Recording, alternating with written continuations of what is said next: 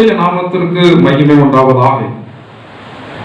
நாம் எல்லாம் ஆண்டவராகிய இயேசு கிறிஸ்துவை நோக்கி ஓடுவதற்காக தெரிந்து கொள்ளப்பட்டவர்கள். இந்த இயேசுவை நோக்கி ஓடுவதற்கு நமக்கு முதலாவது விசுவாசம் தேவையாக இருக்கிறது. இந்த விசுவாசத்தை முதலாவது நம்மில் கெடுக்கிறது மனுஷனை நம்புகிறதான காரியம் என்று சொல்லி கடந்த நாட்களிலே நாம் பார்த்தோம். அதை தொடர்ந்த நாட்களிலே ஒரு சில காரியங்களை பார்க்க கர்த்தர் உதவி செய்வாராக. யாத்திரையாகமத்தினுடைய புத்தகம் 14வது அதிகாரம் 10வது வசனம் முதல் வாசியுங்கள். யாத்திரையாகமம் வாசியுங்கள். பார்வோன் சமீபித்து வருகிற போது இஸ்ரவேல் புத்திரர் தன் கண்களை ஏறெடுத்து பார்த்து எகிப்தியர் தங்களுக்கு பின்னே வருகிறதை கண்டு மிகவும் பயந்தார்கள். அப்பொழுது இஸ்ரவேல் புத்திரர் கர்த்தரை நோக்கி கூப்பிட்டார்கள். அன்றியும் அவர்கள் மோசேயை நோக்கி, எகிப்திலே பிரேத குழிகள் இல்லை என்றால் வனாந்தரத்திலே சாகும்படிக்கு எங்களை கொண்டு வந்தீர். நீர் எங்களை எகிப்திலிருந்து புறப்பட பண்ணினதினால் இப்படி எங்களுக்கு இப்படி செய்தது என்ன? கர்த்தருடைய நாமத்திற்கு மகிமை உண்டாவதாக. ஆண்டவராகிய இயேசுவை நோக்கி ஓடுகிறதான ஓட்டத்தை தடை பண்ணுகிறது இரண்டாவது சூழ்நிலைகள். இஸ்ரவேல் ஜனங்களுக்கு ஆண்டவர் வாக்கு பண்ணினார். எகிப்தினுடைய அடிமைத்தனத்தில் இருக்கும்போது வாக்கு பண்ணினார், நான் உங்களுக்கு பாலும் தேன் ஓடுகிறதான கானான் தேசத்தை தருவேன் என்று வாக்கு பண்ணினார். ஆனால் தருவேன் என்று அவர் வாக்கு பண்ணினாலும் அதை சுதந்திரித்துக் கொள்வதற்கு இவர்கள் சில வழிகளின் வழியாகத்தான் கடந்து போக வேண்டியிருந்தது. இவர்கள் இந்த எகிப்தினுடைய அடிமைத்தனத்தை விட்டு வெளியே வரும்போது நினைத்திருக்கலாம், இனிமேல் நமக்கு எந்த பிரச்சனையுமே இல்லை, இவ்வளவு நாள் இத்தனை வருடங்களும் நாம் இந்த எகிப்தில் இந்த பார்வோனுடைய அடிமைத்தனத்திற்குள்ள இருந்து வேதனைப்பட்டு கொண்டிருந்தோம், இனிமேல் நமக்கு ஒரு பிரச்சனையுமே இருக்காது, நேர நமக்கு எந்த தேசம் தான், பாலும் தேனும் ஓடுகிற கானான் தேசம் தான் என்று சொல்லி நினைத்துக் கொண்டிருந்தார்கள். ஆனால் இவர்கள் அதை விட்டு வெளியே கடந்து வரும்போது இந்த பார்வோனும் அவருடைய சேனைகளும் இவர்களை பின்தொடர்ந்து என்ன செய்கிறது வருகிறது. ஆண்டவர் சொன்னதற்கு மாறான ஒரு சூழ்நிலை இங்கே வந்து கடந்து வருகிறது. இந்த சூழ்நிலையை பார்க்கும்போது இஸ்ரவேல் ஜனங்களுக்கு யாரை நம்ப முடியல? கர்த்தரை நம்ப முடியவில்லை, கர்த்தருடைய வார்த்தைகளை நம்ப முடியவில்லை.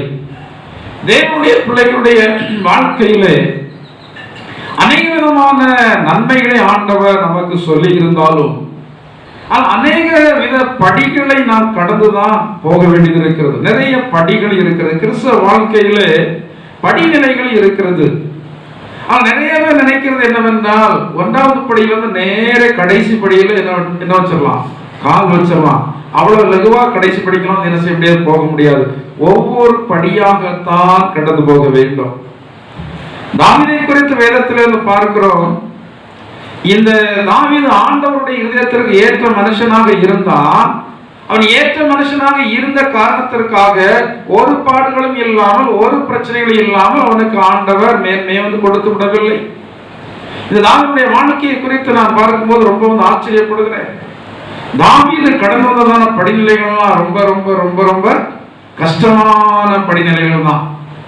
அது ஒவ்வொரு நிலைகளிலேயும் கர்த்தர் அவனோடு கூட இருக்கிறேன் என்பதை அவனுக்கு வெளிப்படுத்தி கொண்டே வந்தார். ஒவ்வொரு நிலையிலும் இவனாக அந்த காரியங்களில் இருந்து விடுதலை அடைய முயற்சி செய்யவில்லை. மாறாக ஆண்டவரிடத்தில் அந்த காரியங்களை எல்லாம் ஒப்பு கொடுக்கிறான். ஒரு காரியத்தை செய்திருந்தால் இவனுடைய வாழ்க்கை வந்து வெகுவாக இருக்கும். ஆனால் ஆண்டவருடைய ஆசீர்வாதத்தை அவன் பெற்றிருக்க முடியாது. ஒரே அந்த சவுலை மட்டும் இவனை வந்து லகுவாக கொண்டிருக்கலாம். ஆண்டவர் அவனிடத்தில் ஒப்பு கொடுத்திருந்தும் இந்த சவுலை ஆண்டவர் கொல்லவில்லை. கொண்டிருந்தால் தேவ சித்தம் இந்த தாவீதுடைய வாழ்க்கையில நிறைவேறி இருக்காது. இந்த ஒரு காரியத்தை லகுவாக செய்திருக்கலாம். ஏனென்றால் இவனிடத்துல பராக்கிரமம் இருந்தது. ஆண்டவரை இவனை இந்த தாவீதினிடத்தில் ஒப்பு கொடுத்திருந்தார். இவன் கெபிக்குள்ளே கடந்து போகும்போது அவருடைய சால்வையினுடைய தொங்கலை வந்து இவன் அறுத்து எடுத்துக்கொண்டான். இந்த தாவீதோடு இருக்கிறதா மனிதர்கள் சொல்றாங்க, ஆண்டவர் உன்னுடைய சத்துருவை உன்னுடைய கையில ஒப்பு கொடுப்பேன்னு சொன்னதனால் இதுதான். எனவே நாம் இனிமே காத்திருக்க வேண்டியது, கொண்டு விடுவோம் என்று சொல்லி எல்லாரும் சொல்றாங்க. ஆனா அந்த தாவீது இந்த காரியத்தை வந்து என்ன செய்யல. ஆனா அந்த காரியத்தை செய்யாதபடினால இந்த தாவீது பட்டதான பாடுகள் வந்து ரொம்ப அதிகம். வனாந்தரமாக ஓடுறான், ஒளிறான். ஆனா அந்த காரியத்தை செய்திருந்தால் வெகுவாக இருந்திருக்கும் அவருடைய வாழ்க்கை. ஆனா பின்னாட்களை பார்த்திருந்தால் கர்த்தருடைய ஆசீர்வாதங்களை இவன் முழுமையுமாக இழந்து போயிருப்பான். நாம் சில வேளைகளிலே நாம அநேக விதமான காரியங்களை செய்ய விரும்புகிறோம். நமக்கு சில தவறான ஆலோசனைகளை சிலர் கொடுக்கிறாங்க. அந்த ஆலோசனைப்படி நடக்க நாம வந்து ஒப்பு கொடுக்கும் போது கர்த்தருடைய சித்தம் அங்க நிறைவேறாது, கர்த்தருடைய ஆசீர்வாதங்களை அங்க பெற்றுவிட முடியாது. இந்த இஸ்ரவேல் ஜனங்களுடைய வாழ்க்கையில் இதே போல அநேக விதமான படிநிலைகளை கடந்து போக வேண்டியது அவசியமாக இருந்தது. இவர்கள் வெளியே வந்தவுடனே அவங்க சொல்றாங்க, எங்களுக்கு அங்கெல்லாம் பிரேத குழிகள் சூழல அப்படி அவங்களை பேச வைக்கிறது. இந்த வார்த்தையை பேசினதான ஒருத்தையும் கூட எங்க போகல, கானான் தேசத்துக்கு போகல. வார்த்தை என்பது தேவனுடைய பிள்ளைகளுக்கு மிக மிக முக்கியமான ஒரு காரியம். எல்லா மனிதர்களுக்கும் பேசுகிறதான ஒரு வரத்த கிருபையை ஆண்டவர் கொடுக்கல. ஆனா பேச்சு திறமை யாருக்கு மட்டும்தான்? மனிதர்களுக்கு மட்டும்தான். அப்படிதானா? மனிதர்களுக்கு மட்டும்தான். ஆனா இந்த பேச்சு திறமை இருக்கிறது என்பதற்காக எல்லா மனிதர்களும் என்னாவும் என் வாய் நான் எதையும் பேசுவேன் என்று சொல்லி பேசிக் கொண்டிருக்கிறார்கள். ஆனா ஆண்டவருடைய பிள்ளைகள் எல்லா காரியங்களையும் பேச முடியாது. தாவீது சொல்லுகிறது போல, என் வாய்க்கு காவல் வையும் என் உதடுகளின் வாசலை. எப்ப சொல்றாருன்னா, ஏற்கனவே முதல்ல அவர் சொல்றாரு, துன்மார்க்கன் எனக்கு முன்பாக இருக்கு மட்டும் என் வாயை கடிவாளத்தினால் நான் அடக்கி வைப்பேன் என்ன என்றாலும் அவனால் அடக்கி வைக்க முடியாது. எனவேதான் ஆண்டவரத்தில் விண்ணப்பம் பண்றார், ஆண்டவரே என்னுடைய வாயினுடைய வார்த்தைகளை காத்துக் கொள்ளுங்க. என்னைக்காவது சொல்லி இருக்கிறோமா?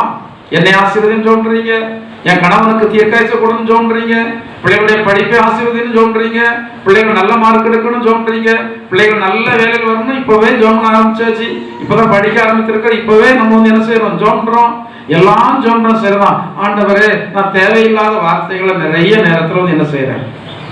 பேசுறேன். ஆண்டவரே என்னுடைய வாய்க்கு என்ன வைங்க? காவல் வைங்க. என்னுடைய உதவியின் வாசலை காத்துக்கும். தேவனுடைய பிள்ளைகள் நினைத்ததெல்லாம் பேச முடியாது. ஆண்டவர் அதற்கு அனுமதி கொடுக்கிறது இல்ல. எத்தனையோ தேவனுடைய பிள்ளைகளுடைய வாழ்வியல் சரித்திரங்கள் எல்லாம் வேதாகமத்தில் இருக்கிறது. நீங்கள் வாயை வந்து விரிவாக திறந்தால், வேதம் சொல்கிறது, வாயை விரிவாய் திறக்கிறவன் முடிங்க கலக்கம் உண்டாகும், உங்களுடைய வாழ்க்கையில கலக்கம் உண்டாகும். எனவே தான் வேதத்தில் சொல்லப்பட்டிருக்கிறது, பேசுவதற்கு ரொம்ப நமக்கு என்ன வேணும்? தாமதம் வேணும். பேசுவதற்கு ரொம்ப வந்து தாமதம் வேணும். எதனால பேசலாம், நம்முடைய நாக்கு நன்றாகத்தான் இருக்கிறது. ஆனா தெய்வ பயம் இல்லாமல் நம்ம வந்து பேசினா அதோட ரியாக்ஷன் எல்லாம் நம்முடைய வாழ்க்கையில கடந்து வந்தே தீரும். மரணமும் ஜீவனும் நாவின் அதிகாரத்திலே இருக்கிறது. இவர்கள் நல்ல வார்த்தையை பேசல, நிறைய பேர் எதிர்மறையான வார்த்தைகளே தான் பேசுறாங்க. ஆண்டைய பிள்ளைகளாக இருந்தாலும் நேர்மறையான வார்த்தைகளை பேசுவதில்லை. நேர்மறையான வார்த்தைகளை பேசுவதற்கு நாம் கற்றுக்கொள்ள வேண்டும். இந்த இஸ்ரவேல் ஜனங்கள் சொல்றாங்க, எங்களுக்கு அங்கெல்லாம் பிரேத குழிகள் இல்லையா என்று இங்க எங்களை கொண்டு போடுவதற்கு கொண்டு வந்தீர்களா? நாங்க அங்க இருந்திருந்தாலே எங்களுக்கு எப்படி இருக்கும்? சூழ்நிலைகளை பார்க்கும்போது இவருடைய பிரயாணம் வந்து தடைபடுகிறது. கானான் தேசத்துக்கு ஒரு நேராக போகிறதான பிரயாணம் தடைபடுகிறது. இவர்கள் எங்க நினைக்க ஆரம்பித்து விட்டாங்க? எகிப்தை நினைக்க வந்து ஆரம்பித்து விட்டார்கள். விட்டு வந்தவைகளை ஒருபோது நினைக்கவே கூடாது. இன்னைக்கு அநேக ஜனங்கள் விட்டு வந்த தெய்வத்தை நினைக்கிறாங்க, விட்டு வந்த இடத்தை நினைக்கிறாங்க, விட்டு வந்த வேலையை நினைக்கிறாங்க, விட்டு வந்த குடும்பத்தை நினைக்கிறாங்க. விட்டு வந்தவைகள் எவைகளையுமே நினைக்க கூடாது. நாம் நினைக்க வேண்டியது ஆண்டவர் இயேசுவை.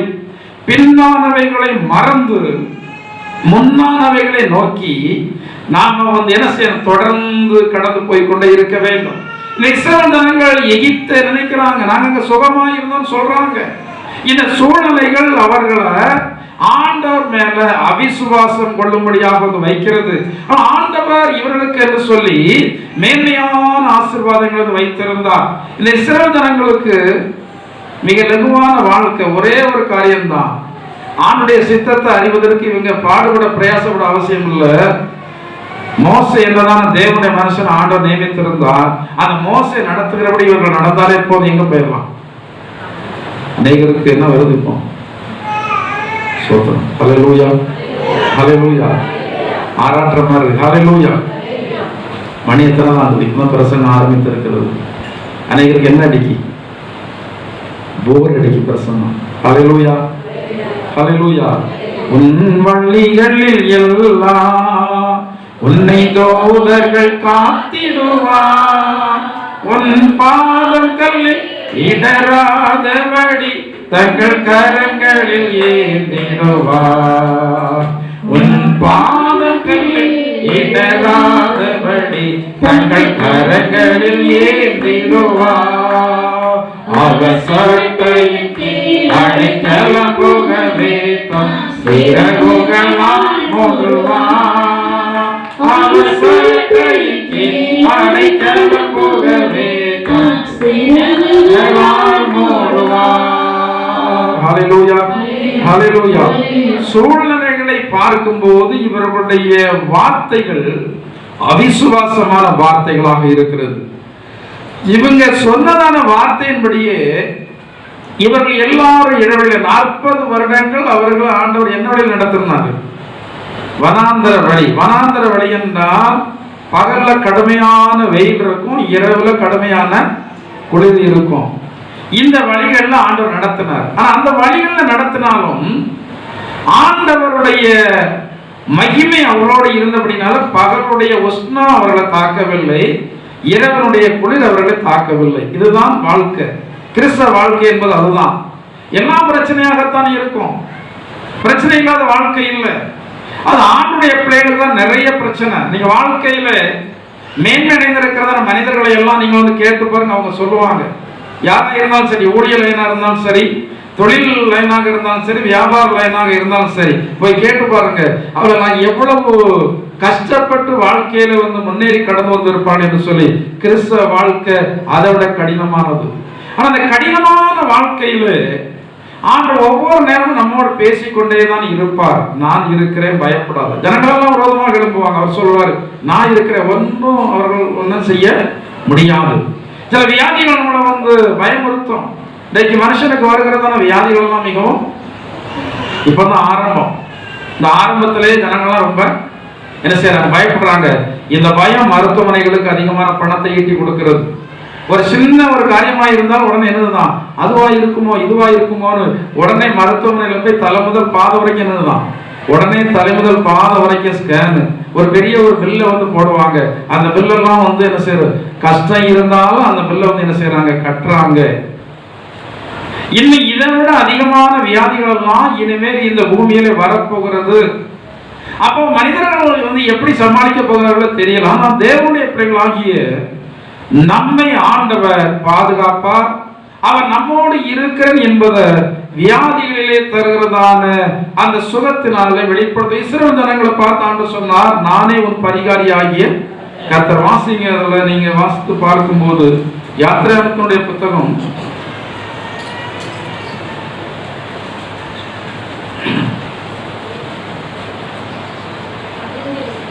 15வது அதிகாரம் 26வது வசனத்தை வாசிங்க. நீ உன் தேவனாகிய கர்த்தரின் சத்தத்தை கவனமாய் கேட்டு அவர் பார்வைக்கு செம்மையானவைகளை செய்து அவர் கட்டளைகளுக்கு செவி கொடுத்து அவருடைய நியமங்கள் யாவையும் கை கொண்டால் நான் எகிப்தியருக்கு வரப்பண்ணின வியாதிகளில் ஒன்றையும் உனக்கு வரப்பண்ணேன், நானே உன் பரிகாரியாகிய கர்த்தர். வேற யாரும் இல்லை. அவர் சொல்ற நானே உன் பரிகாரியாக வந்து இருப்பேன். கர்த்தருடைய பிள்ளைகளுக்கு அவர் தான் பரிகாரி. இன்னைக்கு எதற்காக மருத்துவமனைக்கு போக வேண்டியது இருக்கிறது? ஜனங்கள் எதற்காக மருத்துவமனை போக வேண்டியது இருக்கிறது? எல்லா வியாதியும் ஆண்டவர் சுகப்படுத்த முடியும். கேன்சர் வியாதியை ஆண்டவர் சுகப்படுத்துகிறார் என்றால் ஏன் ஜுரத்தை சுகப்படுத்த முடியாது? கேன்சர் வியாதியை ஆண்டவர் சுகப்படுத்துகிறார் என்றால் ஏன் காலிலே சுகப்படுத்த முடியாது? எல்லா வலிகளையும் ஆண்டவரால் சுகப்படுத்த முடியும். அப்படி இருக்கும்போது ஏன் தேவனுடைய பிள்ளைன்னு சொல்கிறவங்க மருத்துவமனைக்கு போக வேண்டியதான ஒரு நிர்பந்தம் வருகிறது. இந்த மருத்துவமனைக்கு போகிறதா நிர்பந்தம் வரும்போதாவது மனுஷன் தன்னை கொஞ்சம் பரிசோதனை பண்ணி பார்க்க வேண்டும். நீங்கள் உங்களை எப்படியா உயிர்த்து ரொம்ப கவனமாக ரொம்ப ஆழமாக நீங்கள் உங்களை உயிர்த்து ஆராய்ந்து பார்க்க வேண்டும். இன்னைக்கு தேவனுடைய பிள்ளைகள் எல்லாம் தங்களை ஆராய்ந்து பார்ப்பதை விட மற்றவர்களை தான் ரொம்ப ஆராய்ச்சி பார்க்க மாட்டேதானே. பக்கத்து வீட்டில் என்ன நடக்கு, சொந்தக்காரங்கிட்ட என்ன நடக்கு, நம்ம சகோதரன் வீட்டில் என்ன நடக்கு, நம்ம கூட வேலை பார்க்குறவங்க வீட்டில் என்ன நடக்கு. சிலருக்கு அடுத்தவங்க காரியத்தை அறிவதற்கு ரொம்ப ரொம்ப யாரு கணக்கு கொடுக்கணும்? அடுத்தவங்களுடைய காரியத்தை குறித்து நீங்க கணக்கெடுத்து உங்க காரியத்தை ஆண்டவர் கணக்கு கொடுக்கணும். பைபிள் சொல்லப்பட்டிருக்க ஒவ்வொருவன் தன்னை குறித்து தேவனுக்கு என்ன ஒப்புவிப்பான்? கணக்கு ஒப்புவிப்பான். அடுத்தவங்களை குறித்து நீங்க கணக்கு ஒப்புவிக்க அவசியம் இல்லை. உங்ககிட்ட கேட்க மாட்டாரு. அங்க என்ன நடந்துச்சு கேட்க மாட்டாரு. அவங்க வீட்டுல என்ன பண்ணிக்கிட்டு இருந்தா கேட்க மாட்டாரு. ஆனா உன்னை குறித்து ஆண்டவர் கேட்பார். நீ என்ன பண்ணி கொண்டிருந்தா? உன்னுடைய நாட்கள்ல ஜீவ நாட்கள் என்ன பண்ணி கொண்டிருந்தா? நல்ல சரீரத்துல சுகவன் ஆரோக்கியத்தை தந்தன. அந்த ஆரோக்கியத்தை வைத்து நீ அநேகருடைய மீட்பிற்கு காரணமா இருந்தாயா? அல்லாவிட்டு அநேகருடைய கண்ணீருக்கு காரணமா இருந்தாயா? ஆண்டவர் சிலருக்கு சுகவாழ்வை கட்டளையிட்டா அடுத்தவர்களை நிம்மதியா இருக்க விடவே மாட்டாங்க. ஒரு மனுஷன் தன்னை ஆண்டவர் சுகபலன் ஆரோக்கியத்தோடு வைத்திருந்தா இவன் ஆண்டவருக்காக வாழ்வதற்கு மிக ஜாக்கிரதையா இருக்கணும். இந்த வசனத்துல சொல்லப்பட்டிருக்கிறது, நீங்கள் கர்த்தருடைய வார்த்தையை கவனமாய் கேட்டு அதே நீங்கள் கை கொண்டா எகிப்தியருக்கு வரப்படுகிற வியாதிகளில் ஒரு வியாதி கூட என்ன செய்யாது உங்களுக்கு வராதுன்னு சொல்றாரு. இந்த பூமியில மனுஷன் ஆண்டு உண்டாக்கும் போது வியாதி உள்ளவனா உண்டாக்குனாரா? அவன் நீங்க வியாதி உள்ளவனா உண்டாக்குனாரா? என்ன வியாதி இருந்தது? பழைய ஏற்பாட்டு காலத்துல அதிக வியாதி குறித்து சொல்லல. எந்த காலத்துல தான் அதிக வியாதி குறித்து சொல்லப்பட்டிருக்கிறது? புதிய ஏற்பாட்டு காலத்துல தான் ஆண்டவர் நிறைய வியாதியை சுகமாக்குறதா இருக்கு. பழைய ஏற்பாட்டுல பிளவின் மீது அத்திப்பழ அடைய போட்டு என்னாச்சு சுகமாச்சுது. அந்த ஒரு சம்பவம் தான் இருக்கிறது வியாதியை குறித்து சொல்லப்பட்டிருக்கும் போது. ஆனா புதிய ஏற்பாட்டு காலத்துல நிறைய வியாதி. இந்த காலத்துல அதை விட அதிகமான வியாதி. இன்னைக்கு அதிகமாக மனிதர்கள் போகிறதான இடம் என்ன இடம் தான்? என்ன இடம்? ஆஸ்பத்திரி, மருத்துவமனை எல்லாம் இன்னைக்கு நிரம்பி வழிகிறது. மருத்துவர்களால் கண்டுபிடிக்கவே முடியல. இந்த வியாதி என்ன காரணத்துல வந்து கண்டுபிடிக்கவே முடியல. கடைசி வரைக்கும் கண்டுபிடிக்க முடியாமலே இருந்து பல லட்சம் ரூபாய் செலவு பண்ணி அந்த மனுஷனுடைய வியாதி கண்டுபிடிக்காமலேயே அவன் அழிந்து போய் விடுகிறான். கண்டுபிடிக்க முடியவில்லைன்னு சொல்றாங்க. இன்றைய வரைக்கும் நிறைய வியாதிகளை ஆராய்ச்சி பண்ணி கொண்டே தான் இருக்கிறாங்க. நிறைய வியாதிகளுக்கு மருத்துவம் இல்லை, மருந்து இல்லை. ஆனா ஆணுடைய பிள்ளைகளுக்கு மருந்து ஒரே மருந்து தான், இயேசு கிறிஸ்துவே மருந்து. இயேசு கிறிஸ்துவே நல் மருந்தாக இருக்கிறார். இந்த ஆண்டவராகிய தேவன் இந்த இஸ்ரவேல் ஜனங்களை பார்த்தா நானே ஒரு பரிகாரியாகிய கர்த்தர் என்று சொல்லி அவர் சொன்னார். ஆனா நீங்க என்னுடைய வார்த்தைகளுக்கு என்ன செய்ய வேண்டும்? கீழ்ப்படிய வேண்டும். ஆனா இந்த இஸ்ரவேல் ஜனங்கள் இந்த சத்துருக்கள் பின்தொடர்ந்து வரும்போது சூழ்நிலைகளை பார்த்து வாயில என்ன செய்ய ஆரம்பிச்சிட்டாங்க? பேச ஆரம்பிச்சிட்டாங்க. வாயில பேசுகிறது எப்போதும் நல்ல வார்த்தைகளை கேட்கிறவர்களுக்கு உங்க வார்த்தையினால என்ன உண்டாகணும்? பைபிள் தான் இருக்கு. ஒரு வார்த்தையை பேசினாலும் கேட்கிறவர்களுக்கு என்ன உண்டாகணும்? பயம் உண்டாகும், பிரயோஜனம் உண்டாகணும். வியாதியில் இருக்கிற ஜனங்களிடத்தில் நீங்க போய் 4 வார்த்தை பேசினாலும் அந்த வார்த்தை அவர்களுக்கு இருக்கிற வியாதியை மாற்றணும். பைபிள்ல சொல்லப்பட்டிருக்கிறது நல்ல வார்த்தை வந்து நல்ல ஔஷதம் என்று சொல்லி சொல்லப்பட்டிருக்கிறது, நல்ல மருந்து. ஆனா இன்னைக்கு நிறைய பேருக்கு என்ன பேசணும், எங்க பேசணும், யார பேசணும், எப்படி பேசணும் ஒண்ணுமே தெரிகிறது இல்ல. இவங்க விரும்பினபடி எல்லாம் செய்வாங்க, பேசுவாங்க. சூழ்நிலைகளை இவர்கள் பார்த்து பேசினாங்க, பேசினபடிதான் இவர்களுக்கு காரியங்கள் நடந்தது. ஆனா தேவனுடைய சூழ்நிலைகளை பாராது இருந்தால்தான் தொடர்ந்து ஆண்டவருக்காக வாழ. அடுத்தால வாசிங்க 2 ராஜாக்கள் 6வது அதிகாரம் 15வது வசனம் முதல் வாசிங்க. 2 ராஜாக்கள் 6வது அதிகாரம் 15வது வசனம் முதல் வாசிங்க. வேகமா வாசிங்க.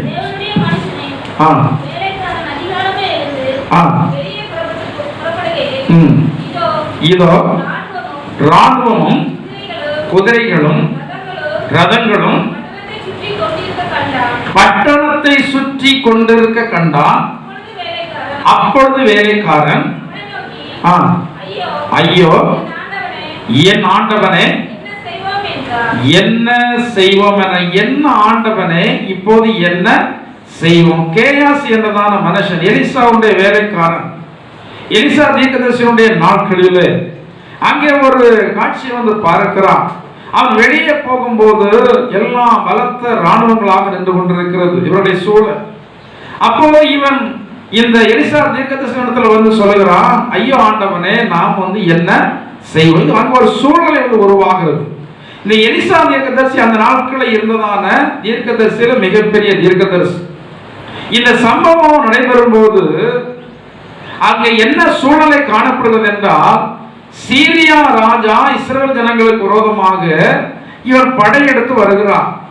இந்த சீரியா ராஜா எந்தெந்த இடத்துல படையெடுத்து வருவான் என்பதை அங்க ராஜா அவனை சேர்ந்த ஜனங்களும் திட்டமிடுகிறதான காரியங்களை முதலாய் இந்த எலிசா தீர்க்கதரிசி இஸ்ரவேலுடைய ராஜாவுக்கு சொல்லி அநேக முறை இந்த இஸ்ரவேலுடைய ராஜாவும் ஜனங்களும் வெற்றி கொண்டார்கள். இப்ப அந்த சீரியா ராஜா தன் பக்கத்துல இருக்கிற எல்லா வேலைக்காரங்களிடத்திலும் கேட்கிறான், அங்க இருந்து இந்த எலிசா இந்த இஸ்ரவேல் தேசத்திற்கு காரியங்கள் சொல்கிறது யார், உலகமா இருக்கிறவன் யாருன்னு சொல்லி கேட்கும் போது சீரியா தேசத்தில் உள்ளதான ஜனங்கள் சொல்றாங்க, எலிசா தீர்க்கதரிசி என்று சொல்லி ஒருவன் இருக்கிறான். அவன் நீர் அந்தரங்கத்துல பேசுகிற அந்தரங்க அறைகளில பேசுகிறதான வார்த்தையை கூட வந்து என்ன செய்வான், சொல்லிடுவான். அப்படி சொன்ன உடனே இந்த சீரியா ராஜா ராஜாவோட இஸ்ரவேல் ராஜாவோட யுத்தம் பண்ணதை விட்டுட்டு இந்த எலிசா தீர்க்கதரிசியை பிடித்து அழிக்க வேண்டும் என்பதற்காக இவன் ராணுவ வீரர்களை யாருக்கு விரோதமாக அனுப்புகிறான், தீர்க்கதரிசிக்கு விரோதமாக வந்து அனுப்புகிறான். இவ்வளவு நாளும் அமெரிக்கையோடு அமைதலோடு கேயாசி இந்த எலிசா தீர்க்கதரிசியோடு இருக்கிறான்.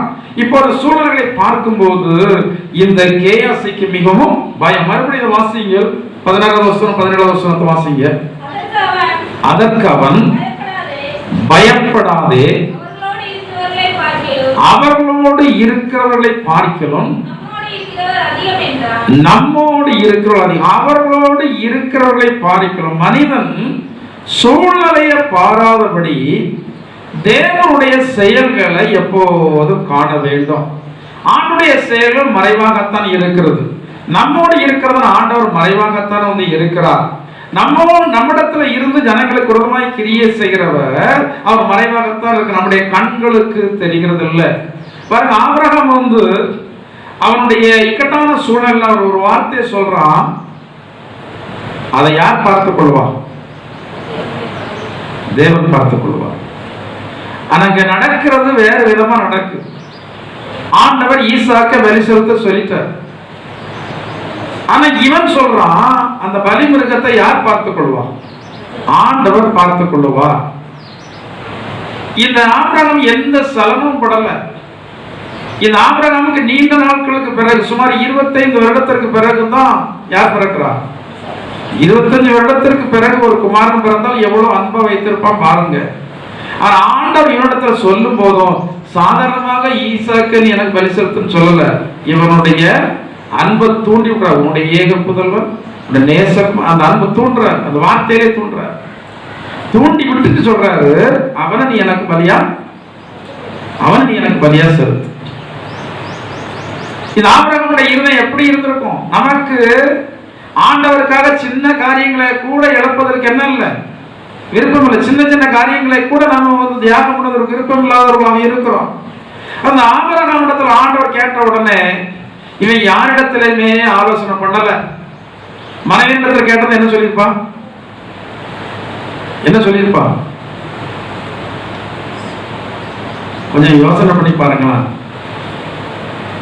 மனைவி இடத்துல சொல்லியிருந்தா மனைவி சொல்லியிருப்பா, சும்மா கிடையாது, உமக்கு அறிவு கிடையாதா, ஆண்டவர் தான் தந்தாரு, அவர் எப்படி கேட்பாரு? பிசாசு கேட்கிறான், பிசாசு உண்மை ஏமாத்த பார்க்கிறான். எனவே நீர் கொண்டு போக கூடாதுன்னு சொல்லிட்டு அவன் அந்த பிரயாணத்தை முழுசு என்ன பண்ணிருப்பா? தடை பண்ணிருப்பா. இவன் யாரிடத்திலுமே கேட்கல. ஆனா ஈசாக்கு கேட்கிறான், எல்லாம் சரிதான், எல்லாம் இருக்கு, ஆனா பலிமிருகம் எங்கன்னு கேட்கும் போது அவனிடத்துலதான் இவர் சொல்றாரு, அது யார் பார்த்து கொள்வார்? ஆண்டவர் பார்த்து கொள்ளுவார் என்று சொல்லி இவன் சொன்னான். ஆண்டவர் பார்த்தாரா? பார்க்கவில்லையா? தேவனுடைய பிள்ளைகள் முடியாதுன்னு சொல்கிற சூழ்நிலையில எப்போது நீங்கள் அறிக்கை செய்ய வேண்டியது, ஆண்டவர் பார்த்து கொள்வார், ஆண்டவர் பார்த்து கொள்வார். ஆண்டவர் எப்போதுமே நாம் நினைத்தாதான நேரத்தில் அவர் செயல்பட மாட்டார். அவருக்கு என்று சொல்லி நேரம் உண்டு.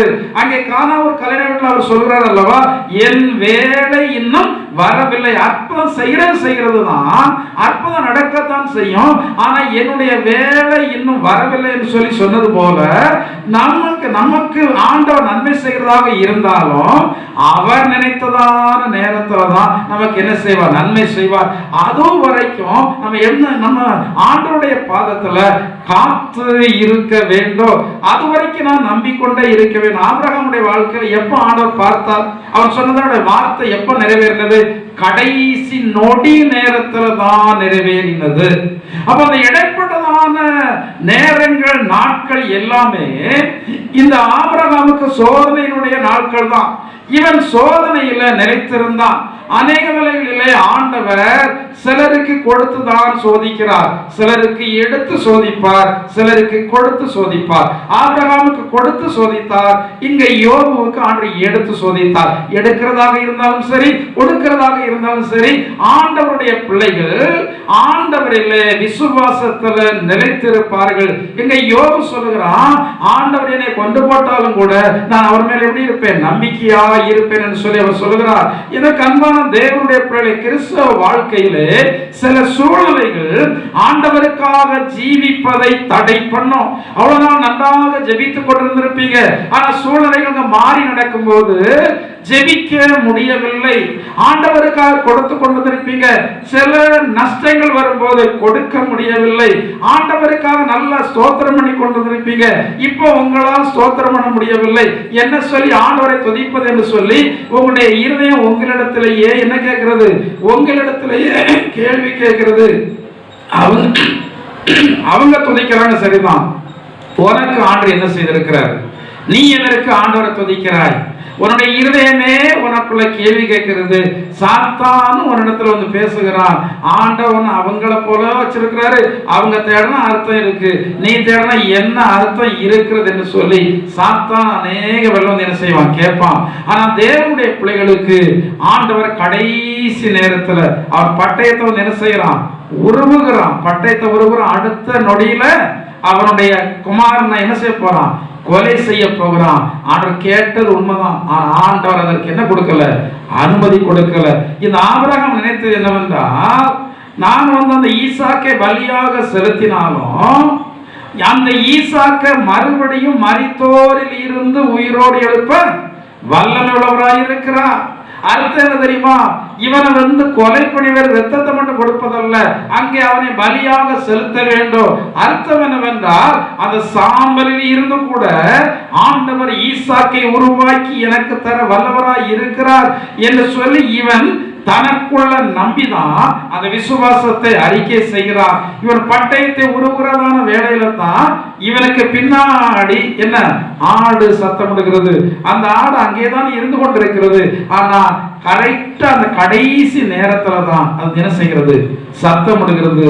அவன் அறிக்கை செய்தது போலவே அந்த பலிமிருகத்தை ஆண்டவருக்கு அவன் செலுத்தினான் என்று சொல்லி வேதத்தில் பார்க்கிறோம். சூழ்நிலைகள் இந்த கேயாசி பார்க்கும்போது அங்கே அவர்கள் இருந்ததான மலை பிரதேசம் எல்லாம் ராணுவம் நிறைந்து இருக்கிறது. சொல்றான், ஐயோ என் ஆண்டவனை என்ன செய்வோம்?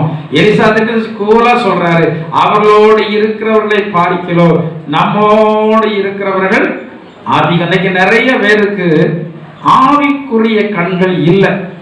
ஆவிக்குரிய கண்கள் இருந்தா உங்களோடு இருக்கிறதான தேவனுடைய தூதனை நீங்கள் அறிய முடியும். ஒவ்வொரு தேவனுடைய பிள்ளைக்கு என்று ஒவ்வொரு தூதனை ஆண்டு நியமித்து வைத்திருக்கிறார். எதற்காக என்றால் எந்த ஆபத்து வந்தாலும் அந்த ஆபத்துல இருந்து நம்மை மீட்டு எடுப்பதற்கு தேவனுடைய தூதர்கள் உங்களோடு உண்டு. நான் அதை அநேக வேலைகளில் நான் அனுபவித்திருக்கிறேன். ஏற்கனவே சொல்லியிருக்கேன் நினைக்கிறேன். நான் எலக்ட்ரிசிட்டியில ஒரு நேரம் அடிபட்டு முடிஞ்சேன்னு சொல்லி தான் நினைச்சேன். அதாவது எப்போதுமே அதிக வோல்டேஜ் எடுக்கிறதால எந்த மின்சாதனமாக இருந்தாலும் சரி, இயல்பாக வருகிறதால கரண்டை விட அதிகமான கரண்ட் எடுக்கும். இதுல கிரைண்டர், அயன் பாக்ஸ், அடுத்தல வாட்டர் ஹீட்டர், அடுத்தல ஃப்ரிட்ஜ், இவைகளெல்லாம் அதிக கரண்ட் எடுக்கக்கூடியது.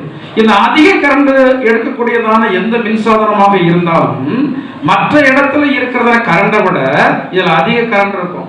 அப்ப இதுல ஷாக் அடிக்கிறதான ஜனங்கள் தப்புகிறது ரொம்ப அரிதான காரியம். தனியா நான் ஒரு ரூம்ல இருந்து அயன் பண்ணி கொண்டிருக்கிறேன். அயன் பாக்ஸ்ல கரண்ட் விட்டது, அப்படியே பிடித்து இருக்கிறேன். நேரம் ஆக ஆக எனக்கு அன்கான்சியஸ் ஆயிட்டு, அதாவது நான் முடிய போகிறேன் என்று சொல்றது என்ன எனக்கு ஆயிட்டு. யாரும் என்ன பார்க்கல. ஆனா எப்படி ஒயர் அத்ததுன்னு சொல்லி நான் இந்த கொண்டு தான் இருக்கிறேன். ஒயர் எப்படி அத்து வெளியே விழுந்ததோ எனக்கு தெரியாது. அது யாரு? தேவனுடைய தூதன். ஒரு முறை கரண்ட், 2 முறை தண்ணி. ஆழம் இல்லைன்னு சொல்லி ஒரு நேரம் எல்லாரும் குதிக்க, எல்லாம் நீச்சல் தெரிஞ்சு ஆழத்துல குதிச்சு விளையாடிட்டு இருக்கிறாங்க. நான் அந்த நேரத்தில் எனக்கு நீச்சலும் தெரியாது, ஒன்றும் தெரியாது. ஆழம் இல்லாத இடத்துல இருக்கிறார்கள் என்று சொல்லி நான் குதிச்சுட்டேன். கடைசியில பார்த்தா இக்கவே இல்லை. அவ்வளவு முடிஞ்சேன். இன்னைக்கு அவங்க பையங்கள்லாம் அவங்க பாட்டு நீச்சல் தெரிஞ்சவங்க விளையாடிட்டு இருக்காங்க. என்னைய ஒருத்தர் கவனிக்கவே இல்லை. பாதி தண்ணிக்கு மேல என்ன செஞ்சாச்சு, குடிச்சாச்சு. எப்படி நான் கரைக்கு வந்தேனோ யாருக்கும் தெரியும். ஒரு முறை ஒரு குளத்தை கிராஸ் பண்றோம்னு சொல்லிட்டு வாழையில பிடிச்சு பையங்கள்லாம் போயிட்டு இருந்தாங்க. நான் ஒரு வாழையை பிடிச்சு போயிட்டு இருந்தேன். கையை விட்டு வாழை வைக்க நீச்சல் தெரியாது. கையை விட்டு வாழை வைக்க எனக்கு நீச்சல் தெரியாது. எங்க இருக்கிறேன்? நடுக்குளத்துல இருக்கிறேன். யார்தான் போய் கொண்டுட்டான். ஆனா இப்ப நினைச்சா ரொம்ப எப்படி இருக்கு, இப்ப நினைச்சா ரொம்ப ஆச்சரியமா இருக்கிறது. ஒவ்வொரு தேவனுடைய பிள்ளைகளுக்கும் ஒவ்வொரு தேவனுடைய தூதனை நியமித்து விட்டு அவர் சொல்லி இருக்கிறார், என் மகளுக்கு ஒரு சேதம் வரக்கூடாது, பாதுகாக்க வேண்டியது உன்னுடைய வேலை என்று சொல்லி ஆண்டவர் சொல்லி ஒவ்வொரு தேவனுடைய பிள்ளைகளுக்கும் ஆண்டவர் தேவனுடைய தூதனை நியமித்து விட்டு இருக்கிறார். நமக்கு ஆவிக்குரிய கண்கள் இல்லை. எனவே தான் நம்ம பயப்படுகிறோம். எவ்வளவு இடங்களுக்கு நாம் போயிட்டு வருகிறோம். பொல்லாத ஆவிகளுக்கு எவ்வளவு கோபம் இருக்குன்னு தெரியுமா? சில இடங்களை கிராஸ் பண்ணும் போதெல்லாம் ஐயோ, இந்த பொல்லாத ஆவிகள் இருக்கிறதான இடங்கள்ல இருந்து அது கோபமாக நம்மளை கிராஸ் பண்ணும்போது அது நம்மளை விழுங்கிரும் போல தெரியும், நம்மளை அடிச்சிரும் போல தெரியும். அவ்வளவு பயங்கர ஆக்ரோஷத்தோடு இருக்கும். ஆனா இம்மட்டுவா மிஞ்சி வராது. கோபம் தான் கொள்ள முடியும். ஆனா பக்கத்துல டச் பண்ணவே முடியாது. பக்கத்துல டச் பண்ணா பல்லாயிரம் வோல்ட் கரண்ட் அடித்தது போல அந்த சாத்தான் உணர்வான். எனவே தேவனுடைய பிள்ளைகள் பக்கத்துல வர முடியுமே ஒழிய தேவனுடைய பிள்ளைகள் மேல கை வைக்க முடியாது. எதுவரைக்கும் கை வைக்க முடியாது? தேவன் இந்த சாத்தானுக்கு அதிகாரம் கொடுக்கிற வரைக்கும். வேதத்திலே பார்க்கிறோம், சவுல் தேவனால் தெரிந்து கொள்ளப்பட்டதான மனிதன் தான். நீங்க நன்றாக வாசித்து பார்த்தால் தெரியும், சவுல் தேவனால் தெரிந்து கொள்ளப்பட்டதான மனுஷன். ஆனால் ஒரு நேரம் வந்தது, தேவனால் வர விடப்பட்ட பொல்லாத ஆவி. அந்த பொல்லாத ஆவி அவனை அலக்கலைக்கு ஆரம்பித்து விட்டது. அவனுடைய அழிவிற்கு காரணமே அந்த பொல்லாத ஆவிதான். இந்த பொல்லாத ஆவிதான் பொறாமை கொள்ள வைத்தது. யார் மேல? இந்த சவுல் மேல பொறாமை கொள்ள வைத்தது. அவனுடைய பொறாமையினுடைய இயல்பு மிக பயங்கரம். ஆனா ஒரு நேரம் அவனு சொல்றான், இந்த சம்பவத்துக்கு பிறகு அவன் சாலையுடைய தொங்கல் அறுத்து கொண்டதற்கு பிறகு இந்த சவுல் அவன் அறிக்கை செய்யறான், நீ என்னை பார்க்க நல்லவன், ஒருவன் தன்னுடைய சத்துருவை கண்டால் அவன் சுகமாய் விடுவானோ, ஆனா நீ என்ன இன்றைக்கு கொல்லவில்லை, எனவே நீ என்னை பார்க்க நல்லவன் என்பதை என்ன செய்யறேன், அறிந்திருக்கிறேன் என்று சொல்லி அவன் என்ன தெரியுமா சொல்றான், என் குமாரனாகிய தாவீதேன்னு சொல்றான். நான் நினைச்சேன் அந்த அதிகாரம் வாஸ்தவம் நான் நினைச்சேன், அதுக்கு அடுத்த மனம் திரும்பி இருப்பான்னு நினைச்சேன். ஏன்னா தாவீது நினைச்சு கொண்டிருக்கோம், அவன் கொல்லல. எனவே நாம இனிமே யாரை பின்தொடரக்கூடாது, இனிமே தாவீதை பின்தொடரக்கூடாது, ரிட்டர்ன் போயிருப்பான் நினைச்சேன். ஆனா இல்லை, அதுக்கு பிறந்தொடரலாம். இவனுக்குள்ள இந்த பொறாமை சும்மா இருக்க, அவன் அழிகிற வரைக்கும், இந்த சவுல் அழிகிறதான வரைக்கும் அவனுக்குள் இருந்ததான பொறாமை அவனை விடவே இல்லை. இந்த சவுல் தேவனால் தெரிந்து கொள்ளப்பட்டவனாய் இருந்தாலும் இந்த பொறாமையினுடைய ஆவி அவனுக்குள்ளே கிரியை செய்ய ஆரம்பித்து விட்டது. தேவனால் வர விடப்பட்டது. தேவனால் ஒரு ஆவி வர விடப்பட்டது என்றால் எவ்வளவு பெரிய வரமுள்ளதான தேவனுடைய ஊழியக்காரனாலும் அது துரத்தவே முடியாது. நான் இப்படிப்பட்டதான சம்பவம் நான் நிறைய பார்த்திருக்கிறேன். பொல்லாத ஆவிகள் எப்படிப்பட்டதான ஆவிகளாக இருந்தாலும் துரத்துகிறதான ஊழியக்காரங்க மூலமாக சிலருக்கு பொல்லாதாவிய துரத்த முடியல. சிலருக்கு பொல்லாதாவிய துரத்த முடியல. வருடக்கணக்கா அவர்கள் சபைக்கு வந்து துரத்த முடியல. அவர்கள் ஆண்டவர் ஆராதனைப்படி துரத்த முடியல. தேவனால் வரவிடப்பட்டிருக்கும் என்றால் அந்த ஆவியை ஆண்டவர் கிருபையாக இறங்கி விடுதலையாக்கினால்தான் உண்டே ஒழிய அந்த ஆவி எந்த மனுஷனும் எந்த ஊழியக்காரனும் துரத்தி விடவே முடியாது.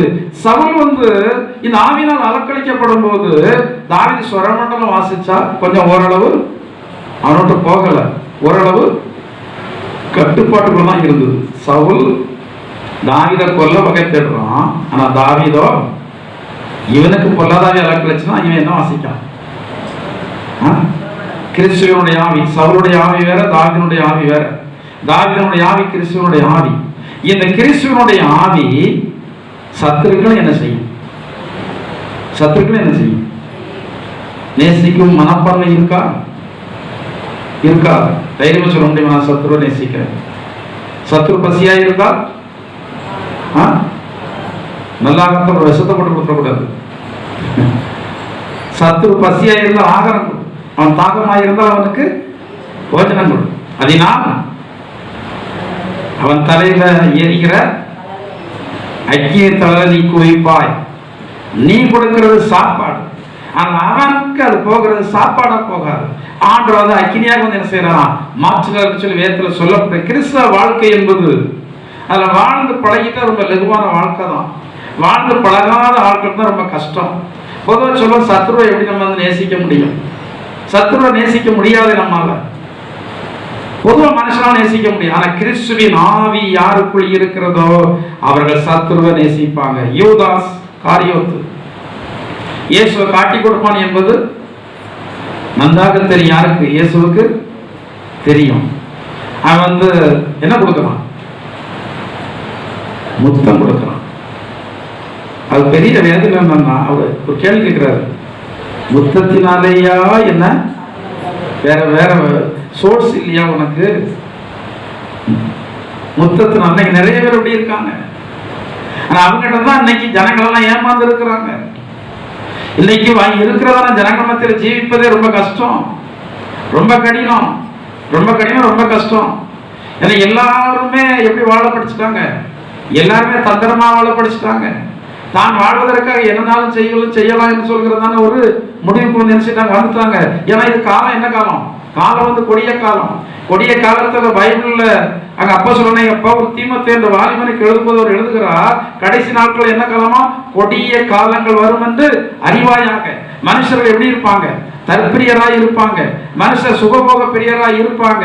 மனுஷர்களுக்கு நல்லவர்கள் மேல நல்ல எண்ணம் இருக்காது. துரோகிகளாய் இருப்பாங்க, இருமாப்பாய் இருப்பாங்க.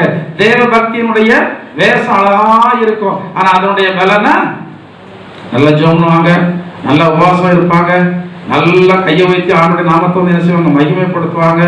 எல்லாம் வெளிப்பாடுகள் சரியா இருக்கும். ஆனா உள்ள ஒண்ணு இருக்கு. ஆண்டவர் இருக்கிறத இடம் எங்க? அவர் வெளியே இல்லை, அவர் மனுஷனுடைய இருதயத்திற்குள்ளே இருக்க விரும்புகிறார். மனுஷனுடைய இருதயத்திற்குள்ளே இருந்தா இந்த மனுஷன் வெளிப்பிரகாரத்தில் என்னெல்லாம் உண்டாகும்? அவனுக்கு ஜனங்கள் பேர்ல அன்பு உண்டாகும். ஆவின் கனியோ அன்பு, சந்தோஷம், சமாதானம், நீடிய பொறுமை, தயவு, நற்குணம், விசுவாசம், சாந்தம், இச்சையடக்கம். இப்படிப்பட்டதான ஆவியினுடைய கனிகள் மனிதனுக்குள்ள இருக்க வேண்டுமானால் அவன் சரியான ஒரு தேவனுடைய பிள்ளையாக இருக்க வேண்டும். அப்படி இருந்தால் மட்டும்தான் அவனுக்குள் அப்படிப்பட்டதான நற்செயல்கள் வந்து இருக்கும். இல்லாவிட்டால் மனுஷன் ஒருவனை ஒருவன் என்ன செய்து வாழ்றான்? கொன்னு வாழ்ந்துட்டு இருக்கான். ஒருவரை ஒருவர் கொன்னு வாழ்ந்துட்டு இருக்கிறான். சிலர் அனுதினம் மற்றவர்களை சாகடிச்சு வந்து வாழ்ந்துட்டு இருக்கிறாங்க. நம்ம வாழணும், நல்லா வாழணும். ஆனால் அடுத்தவங்களை கெடுத்து வாழ்கிறதான வாழ்க்கை என்ன வாழ்க்கை இல்லை. முன்னாடி அடிக்கடி இந்த வாசகத்தை வாசிக்கலாம். வாகனத்துக்கு பின்னாடிலாம் எழுதி போட்டிருப்பாங்க, நீ வாழ்வதற்காக பிறனா. ஒரு தேவனுடைய பிள்ளை மற்றவர்கள் வாழ்வதற்காக தன்னை தியாகம் பண்ணலாம். ஏன்னா தன்னை தியாகம் பண்ணி மற்றவர்களை வாழ வைக்கிறது நம்மை கட்டாயம் வாழ வைக்க தான் செய்யும். ஆனா இன்னைக்கு மனுஷன் முழுசும் சுயநலம் உள்ளவனாக இருக்கிறான். மற்ற மனிதர்களை குறித்து நான் சொல்ல விரும்பவில்லை. தேவனுடைய பிள்ளைகள் இயேசுவை போல, வேதம் சொல்றதல்ல, ஒவ்வொருவரும் தனக்கானவைகள் அல்ல பிறருக்கானவைகளை நோக்குவானாக. அப்ப சூழ்நிலைகளை நம்புகிறது தேவனுக்காக ஓடுகிறதான ஓட்டத்தை. சூழ்நிலை என்னனாலும் நடக்கட்டும், எப்படினாலும் வரட்டும், நாம் முன்வைத்த காலை எங்க வைக்க கூடாது. நம்மளை பின் வைக்க செய்ய வேண்டும் என்பதற்காகவே சாத்தான் நம்மிடத்துல போராடி கொண்டிருப்பான். எப்படி இவர்களை ஆண்டவரை தேடுவதை விட செய்திடணும், கோயிலுக்கு ஒழுங்கா போகிறத நிறுத்திடணும், ஆண்டவருக்காக கொடுக்கிறத கொடுக்க விடக்கூடாது.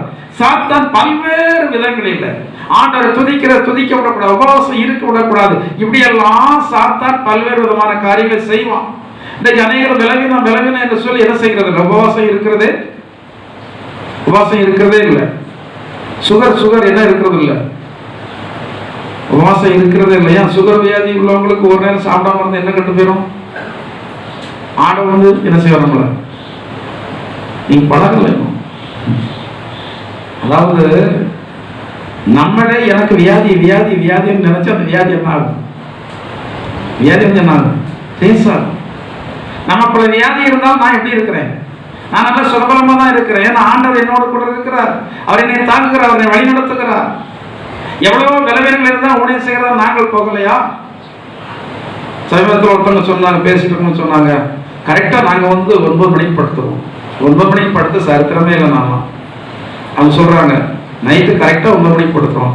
9 மணிக்கு படுத்தா காலையில் 4 மணிக்கு கட்டாயம் என்ன செய்யலாம் எழுப்பலாம்.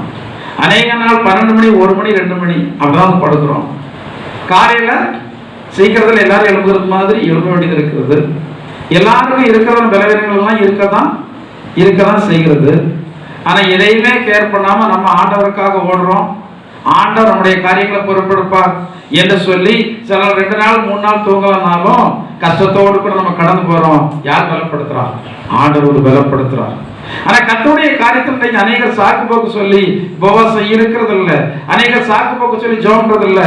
எதற்கு நேரம் இல்லை? எல்லாத்துக்கும் நேரம் இருக்கான், ஆனா எதற்கு மட்டும் நேரம் இல்லையா? ஜெபம் பண்ணுவதற்கு மட்டும் என்ன இல்லை? முதலாவது தேவனுடைய ராஜ்யத்தையும் அது நீதியும் முதலாவது ஜெபம் பண்ணுங்க. காலைல எழும்பினோடனே மற்ற வேலைகள் எல்லாம் ஒதுக்கி வச்சுட்டு ஜெபம் பண்ணுங்க. காலைல எழும்பினோடனே என்ன செய்றீங்க? நீங்க தனித்தனியா கேட்கணுமா? காலைல எழும்பினோடனே என்ன செய்றீங்க? காலைல எழும்பினோடனே என்ன செய்வீங்க? சிலருக்கு வேலை என்னன்னா, காலையில் எழும்பின உடனே நேற்றைய செய்தி இன்னைக்கு சேகரிக்க வேண்டியதான். காலையிலே போய் காலையில ஒரு தேவனுடைய பிள்ளைய ஒரு குறிப்பிட்ட நேரம் வரைக்கும் எங்க பார்க்க கூடாது, வெளியே யாருக்கிட்டையும் பார்க்க கூடாது. உங்களை உங்க வீட்டில தான் பார்க்கணும். நீங்க அங்க இருந்து முழங்கால் விட்டு என்ன செய்யணும்? ஜெபம். நீங்க படுக்கிற ஜெபம் தான் பின்னாட்களில் உங்களை பாதுகாக்கும். பைபிள் என்ன சொல்லப்பட்டிருக்கிறது? சோதனைக்கு உட்படாதபடிக்கு. உங்களுக்கு சோதனை வர இருக்கிறது, அதுக்கு நீங்க உட்படாமல் இருக்கணும்னா இப்போதே நீங்க என்ன செய்ய ஆரம்பிக்கணும்? நீங்கள் ஜெபம் பண்ண ஆரம்பிக்கணும். 1 மணி நேரம் கூட ஜெபம் பண்ணாத கிறிஸ்தவங்க என்ன கிறிஸ்தவ நான் கேட்கிறேன்? நீங்கள் ஆண்டவரிடத்துல 1 மணி நேரமாயிலும் காத்திருக்காவிட்டால் ஆண்டவர் கேட்பார், உங்களிடத்துல 1 மணி நேரமாயிலும் விழித்திருக்க கூடாதா என்று சொல்லி கேட்பார். என்ன பதில் சொல்லுவீங்க? இல்ல ஆண்டவரே, எனக்கு இப்போ நேரம் கிடையாது, கொஞ்சம் இருக்கு. நேரம் கிடையாது ஆண்டவரே, எனக்கு வயது இருக்கு. நேரம் கிடையாது ஆண்டவரே, எனக்கு சொந்தக்காரங்க வீட்டுக்கு போக முடியாது. நேரம் இல்லை ஆண்டவரே, இன்னைக்கு தான் லீவு நாள், நான் கொஞ்சம் கறிகள்லாம் எடுத்து சமைச்சு இன்னைக்கு தான் என்ன செய்ய வேண்டியது இருக்குது. நிறைய பேருக்கு ஞாயிற்றுக்கிழமை தான் கொண்டாட்டமான நாள். ஆனால் ஞாயிற்றுக்கிழமை யாருடைய நாளும்? நான் இன்னைக்கு கூட வீட்டில் சொன்னேன், இதெல்லாம் யார் செய்ய சொன்னது? ஒரு கஞ்சி வைக்க வேண்டியதான ஞாயிற்றுக்கிழமை. ஏன் ஒரு நாள் கஞ்சி வச்சு குடிச்சு கெட்டா போயிடும். நான் எங்க நாகர்கோயிலில் ஒரு பாஸ்டர் வீட்டில் இருந்து படிச்சுட்டு இருந்தேன். அது பெரிய சபை. அப்போ அங்கே வந்து ஊழியம் செய்கிறவங்க நிறைய பேர் இருப்பாங்க. சிஸ்டர்ஸ்லாம் அப்போவே 10 பேர் 15 பேர் இருப்பாங்க. பிரதர்ஸ் வந்து இருப்பாங்க, பாஸ்டர் இருப்பாங்க. நான் பல வருஷம் அங்கேருந்து படித்தேன். 2ஆம் கிளாஸ்லேருந்து 8ஆம் கிளாஸ் வரைக்கும் இங்கே தான் படித்தேன். கிட்டத்தட்ட 6 வருஷம். ஒரு நாள் ஞாயிற்றுக்கிழமையும் வாய்க்கு ருசியான சாப்பாடு கிடையாது. அங்கே எல்லாத்துக்கும் மட்டும் தான், கஷ்டத்தோடு கூறல. ஞாயிற்றுக்கிழமை அது யாருடைய நாள்? கர்த்தருடைய நாள். நம்ம பொறிக்கை இதில் இருந்தோம்னா நம்ம கர்த்தருடைய காரியத்தில் ஈடுபாடு கொள்ள முடியாது. எனவே அந்த நாளுக்குள்ள ஒரு கஞ்சினா டக்குன்னு வந்து என்ன செய்யலாம், டக்குன்னு வந்து கஞ்சி வச்சிடலாம், ஒரு ஊறுகாய் வச்சு வந்து நினைச்சிட்டு போயிடலாம், சாப்பிட்டு போயிடலாம். அப்போ கர்த்தருடைய காரியத்தில் நம்ம நல்லா ஈடுபட முடியும். அதை அவங்க ஃபாலோ பண்றாங்க. மற்ற நாட்கள் அவங்கள மாதிரி நார்வேல்காரங்கள மாதிரி நம்ம வந்து என்ன செய்ய முடியாது, சாப்பிட முடியாது. நம்ம ஒரு குழம்பு வச்சிருந்தா கூட சாப்பிட்டு போயிடுவோம். அவங்க 2 கூட்டலாம் வந்து என்ன செய்ய மாட்டாங்க, சாப்பிட மாட்டாங்க. மற்ற நாள்ல நல்லா சாப்பிடுவாங்க. ஆனா அந்த கர்த்தரை தேட வேண்டியதான நாளில் நல்லா தங்களை வந்து என்ன செய்வாங்க, தியாகம் வந்து பண்ணுவாங்க. அப்ப கர்த்தருடைய நாளில் நம்ம முதலாவது தேவனுடைய ராஜ்யத்திற்கு அடுத்ததான காரியத்தை நீதியும் தேடனா மற்ற எல்லா நன்மைகளையும் ஆண்டவர் நமக்கு தருவார். நன்மை இல்லாத நேரத்தில் ஆண்டவரை நன்மையத்தார் கேட்கிறோம். வேலை இல்லாத நேரத்தில் ஆண்டவரை வேலையத்தார்னு கேட்கிறோம். ஆண்டவரை நீ வேலையை தந்தா நான் உனக்கு சாட்சியா இருப்பேன்னு சொல்றோம். வேலையை தந்தவரை உங்க நேரத்தெல்லாம் ஃபுல்லா எதுவும் கொடுத்தாச்சு, நேரத்தை ஃபுல்லாவே வேலையும் கொடுத்தாச்சு. அங்க வெளியே போனா வெளியே உள்ள வேலை, சம்பாத்தியத்திற்கான வேலை, வீட்டுல வந்தா சமையல் வேலை, ஆக மொத்தம் எல்லாம் நேரம் சரியாதான் இருக்கு. ஜெபம் முடியாது, பைபிள் வாசிக்க முடியாது, ஆராதனைக்கு வர முடியாது, உபவாசத்துக்கு வர முடியாது. என்ன வாழ்க்கை? இயந்திர வாழ்க்கை. இயந்திரம் ஒரு நாள் பழுதாகும். உங்களுக்கு தெரியுமா? இயந்திரம் ஒரு நாள் பழுதாகும். அந்த இயந்திரம் பழுதாகும் போது அந்த இயந்திரத்தை சரியாக பழுது நீக்கக்கூடியவர் யார்தான்? நம்ம சரீரம் இயந்திரம் தான். நிறைய அவயங்கள் இருக்கிறது எல்லாம் இயந்திரம் தான். ஆனா மனுஷ சரீரத்தினுடைய இயந்திர அமைப்பு அவனுடைய பெரிய அற்புதமான சிருஷ்டிப்பு என்னன்னா தேய தானே உருவாகும். தானே உருவாகும். எலும்பு தேய தானே உருவாகும். பல்லு சவைக்கிறோம், சவைக்க தானே வந்து அந்த பல்லு வந்து என்ன செய்கிறது, உருவாகிறது. இன்னும் நிறைய காரியங்கள் வந்து இயற்கையாக நமக்குள்ளே உருவாகி கொண்டே இருக்கு. இயந்திரம் தான். ஆனால் ஆண்டவர் அந்த இயந்திரத்தை சரியாக இயங்க வைக்க வேண்டுமானால் நம்ம ஆண்டவருக்காக வந்து வாழணும். இந்த உலகத்திலிருந்து நம்ம போகும்போது எதையுமே நம்ம கொண்டு போகிறது, எதை கொண்டு போக முடியுமா? எதை கொண்டு போக முடியுமா? 1 கிலோ தங்கம் வச்சிருக்கீங்கன்னு தங்கத்தை சாப்பிட முடியுமா? நீங்க தங்கத்தை சாப்பிட முடியுமா? ரூபா நிறைய இருக்கிறது, என்ன செய்யறது? பேக்ல கூட போட முடியாது, உடனே சாப்பிட முடியுமா? ஒன்றும் செய்ய முடியாது. சாப்பிடக்கூடிய அளவுக்கு தான் சாப்பிட முடியும். ஆண்டவர் நமக்கு தந்திருக்கிற ஆசீர்வாதங்களிலே நம்ம மன திருப்தியாக இருந்து ஆண்டவருக்காக வாழ ஆரம்பித்து விட்டோமானா நமக்கு தேவையான ஆசீர்வாதங்கள் அந்தந்த நாட்களிலே தருவார். அடுத்தபடியாக ஒரு வசனத்துக்கு வாருங்கள். லூக்கா சுவிசேஷம் 8ஆம் அதிகாரம் 12ஆம் வசனத்தை வாசிங்க. லூக்கா சுவிசேஷம். வழியருகே விதைக்கப்பட்டவர்கள் வசனத்தை கேட்கிறவர்களாய் இருக்கிறார்கள். அவர்கள் விசுவாசித்து ரட்சிக்கப்படாதபடிக்கு பிசாசானவன் வந்து வசனத்தை அவர்கள் இருதயத்திலிருந்து எடுத்து போடுகிறான். விசுவாசிக்காதபடி சாத்தான் வசனத்தை இருதயத்தை விட்டு என்ன செய்யறான்? தேவனுடைய பிள்ளையுடைய இருதயம் எப்போது எதனால நிரப்பப்பட்டதா இருக்கணும். நான் உங்களோட கொஞ்ச நேரம் பேசினாலே எனக்கு தெரிஞ்சிடும் உங்க இருதயம் எப்படி நிரம்பி இருக்குன்னு. சில ஆண்டுடைய பிள்ளைகளிடத்தில் பேசுவதற்கு நான் ரொம்ப ஆசைப்படுவேன். ஏன்னா அவங்க பேச பேச வார்த்தைகள் எங்கிருந்து வரது வந்துட்டே இருக்கும். அவங்க சாதாரணமாக பேசிட்டு இருப்பாங்க, பிரசங்கம் பண்றது இல்லை, எனக்கு புத்தி சொல்றது இல்லை. நடைமுறை வாழ்க்கையில எந்த ஒரு சம்பவத்தை அவங்க சொன்னாலும் ஊடே என்ன வார்த்தைகள் தான் வரும்? கர்த்தருடைய வார்த்தைகள் தான் வரும். என்னுடைய குடும்பத்தினுடைய சகோதரி, அடுத்தது எனக்கு அடுத்த தம்பி, இவங்க 2 பேரும் வந்து பேசினா அவங்க கொஞ்ச நேரம் பேசிட்டு இருந்தா பைபிள்ல வசனம் வந்துகிட்டே இருக்கும். பைபிள்ல உள்ள வசனம் வந்துகிட்டே இருக்கும், அவங்களுடைய வாயில வந்துகிட்டே இருக்கும். ஏன்னா அவ்வளவு வார்த்தைகளும் எங்க கிடக்கு? இருதயத்தில் இருக்கு. இந்த இருதயத்துல தேவையில்லாததை டெலிட் பண்ணிட்டு தேவை உள்ளதான் வந்து என்ன செய்யணும்? ஆண்டவரே தேவையில்லாததை என்னுடைய இருதயத்தை விட்டு பைபிளை வாசிக்கும் போது ஆண்டவரே இந்த வசனங்களெல்லாம் என்னுடைய இருதயத்துல பதியட்டும், சமயத்திற்கு ஏற்றபடி இந்த வார்த்தைகள் என்னிடத்துல ஞாபகத்து வர்றதற்கு என்ன செய்ய எனக்கு ஜெபம். வார்த்தைகளால் உங்களுடைய இருதயம் நிரப்பப்படட்டும். இந்த வார்த்தையினால உங்களுக்கு நிறைய ஆசீர்வாதங்கள் உண்டு. இந்த சமயத்திற்கேற்ற வார்த்தைகள் தான் உங்களை மரணத்தில் இருந்து பாதுகாக்கும். சமயத்திற்கேற்ற வார்த்தைகள் துன்மார்க்கருடைய கைக்கு விலைக்கு உங்களை பாதுகாக்கும். சமயத்திற்கேற்ற வார்த்தைகள் உங்களுடைய ஞாபகத்தில் வரும்போது அநேக விதமான பாவங்களை நீங்கள் செய்யாதபடி தடுக்கப்படுவீர்கள். ஆனா நிறைய பேருக்கு கர்த்தருடைய வார்த்தைகள் இருதயத்துல இல்லை. இப்போது எனக்கு சில வேளைகளில கர்த்தருடைய வார்த்தைகள் தான் கட்டுப்படுத்துகிறது. சில காரியங்களை செய்ய தூண்டப்படுகிறதான வேளையில கர்த்தருடைய வார்த்தை இப்படி சொல்லுதே அப்படின்னு என்ன செய்யுது? தடை பண்ணப்படுகிறேன், செய்ய முடியல. தேவனுடைய சன்னிதானம் இது எந்த இடம்? தேவனுடைய சன்னிதானம். இந்த தேவனுடைய சன்னிதானத்தில் வந்து ஜெபம் பண்ணலாம், துதிக்கலாம், வேதம் வாசிக்கலாம். அதுக்கு தான் இந்த இடம். வேற எதற்கும் இந்த இடம், வேற எதற்குமே இந்த இடம் கிடையாது. நான் தைரியமாக நீங்க 2 பேர் வரும்போது பழக்கம் பேசுறீங்க, உட்கார்ந்து இருந்து இழைப்பாரலாம். ஆனா அங்கே இருந்து பழக்கம் பேசுறீங்க. ஆனா ஆவியாளர் உங்களை என்ன செய்யல? நேரத்திற்கு வேலை நடந்துட்டு இருந்துச்சு, சரி அவன் வேலை செய்யறாங்க, கொஞ்ச நேரம் உட்கார்ந்து இருக்குமே அப்படின்னு சொல்லி உட்கார்ந்துட்டு, இப்போ எல்லாருக்கும் கையில் என்னதுதான்? மொபைல் தான். மொபைல் ஓப்பன் பண்ணி ஒரு யூடியூப்பை பார்த்தேன், உடனே ரெட் லைட் எரிக்கும், மண்டையில் ரெட் லைட் எரிக்கும். இது எந்த இடம்? இது எந்த இடம்? இது தேவ சமூகம். இங்க இருந்து உனக்கு என்ன யூடியூப்? உடனே ஆஃப் பண்ணேன். ஆவியானவர் கீழ்ப்படி உடனே ஆஃப் பண்ணேன். கர்த்தருடைய வார்த்தை இதயத்தில் இருக்கும்போது நமக்கு எச்சரிப்பு வந்து வரணும். ஆண்டவர் நம்மளை வந்து வழி நடத்துவார். நம்ம வழி நடத்த யாரும் தேவையில்லை. நான் ஒரு ஊழியக்காரன், என்னை வழி நடத்துவதற்கு யாரும் தேவையில்லை. என்னை ஆண்டு வழி நடத்துவார். உங்களை வழி நடத்துவதற்கு யாரும் தேவையில்லை. ஆண்டு வழி நடத்துவார். அடுத்த ஊழியக்காரன் மூலமா வந்து வழி நடத்துவார். கர்த்தருடைய வார்த்தை உங்களுக்குள் இருக்கும் போது தேவையில்லாத காரியத்தை நீங்க செய்ய முற்படும் போது அங்க ஒரு ரெட் லைட் வந்து என்ன செய்ய எரியும். அடுத்தவங்களுடைய ரூபா வருது, உங்க கையில வருது.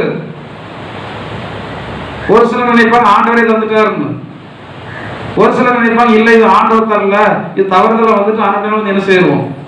கொடுத்துருவோம். அதிகமான ரூபாயெல்லாம் என் கையில சிலர் வந்து தந்தது உண்டு மாறி. ஆனா அதெல்லாம் திரும்ப வந்து கொடுத்துருக்கிறேன். உங்களுடைய வாழ்க்கையில் அப்படி நடந்திருக்கலாம்.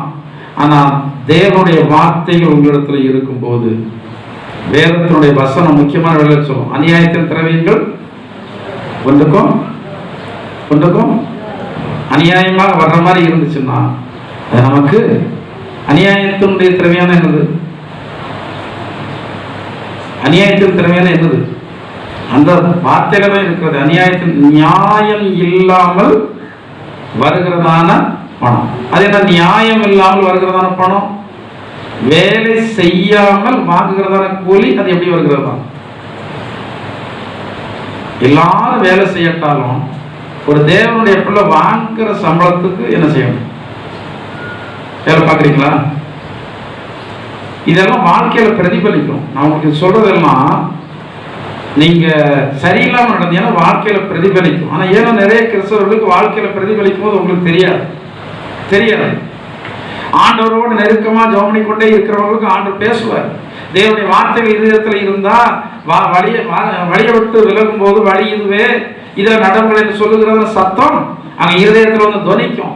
நியாயம் இல்லாமல் வருது, வேலை செய்யாமல் கூலி வந்து வருது, அடுத்தவனுடைய கூலியை வந்து அபகரிக்கும். அடுத்தவங்கிட்ட வந்து லஞ்சம் வாங்கி அந்த லஞ்சத்துக்கு ஒரு பேர் சூட்டுறோம். என்ன பேரு? அது வந்து பரிசு, அது வெகுமதினு ஒரு பேரை சூட்டுறோம். இதெல்லாம் கிறிஸ்தவ ஜனங்களுக்குள்ள நிறைஞ்சு வந்து இருக்கிறது. எல்லாம் வித்தியாசமான பேரை வைத்துக் கொண்டு நியாயமில்லாத வருமானங்கள் வீட்டுல சபிக்கப்பட்ட பொருளில் ஒன்றும் உன் கையில என்ன? சபிக்கப்பட்ட பொருள். கர்த்தர் ஆசீர்வதித்து தராத எதா இருந்தாலும் வேலை செய்கிறவன் கைப்பாடாய் வந்து என்ன செய்யறான்? சேர்க்கிறான். ஒருத்தனை வேலை செய்ய வச்சு அந்த பணத்தை இன்னொருத்தைய வாங்கிக்கிட்டா, அந்த கொத்தனாருக்கு ஆள் கூட்டு போவாங்க சொல்லுவாங்க. சிலர் 1000 ரூபாய் சம்பளம் வாங்கிட்டு 200 ரூபாய் எடுத்துட்டு 800 ரூபாய் என்ன கொடுக்கலாம்? 5 பேர்ட்ட 200 ரூபாய் எடுத்து எவ்வளவு ஆச்சு? 1000 ரூபாய் ஆச்சு. யார் உழைப்பு?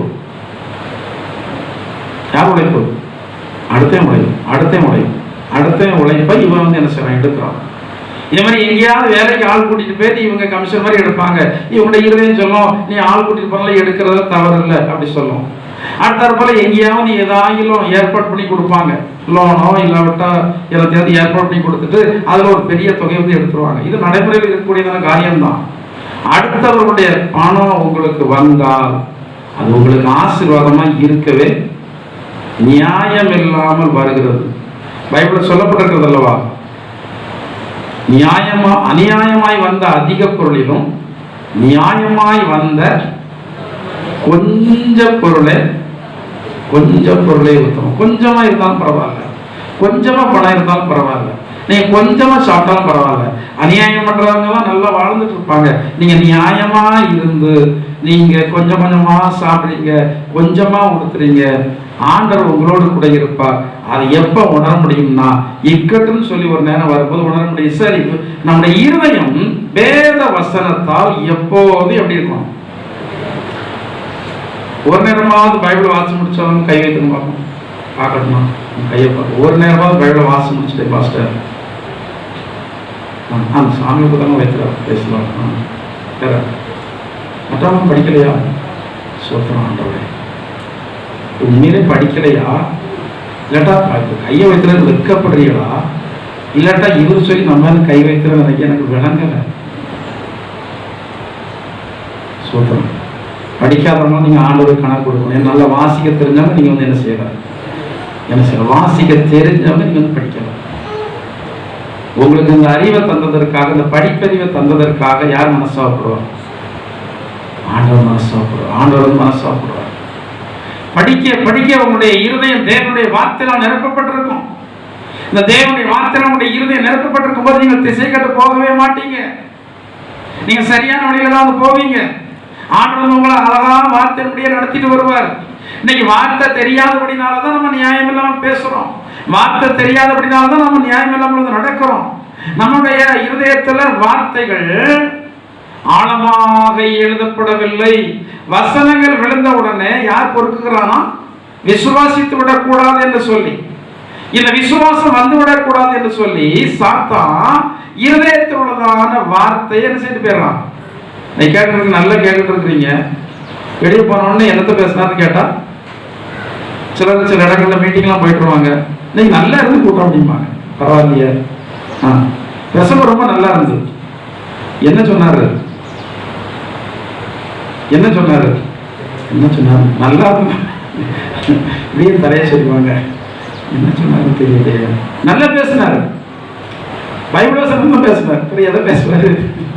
நல்லா பேசுறான்னு சொல்றவங்களுக்கு அந்த சாராம்சத்தை சொல்லவே தெரியாது. யார் எடுத்து போட்டா?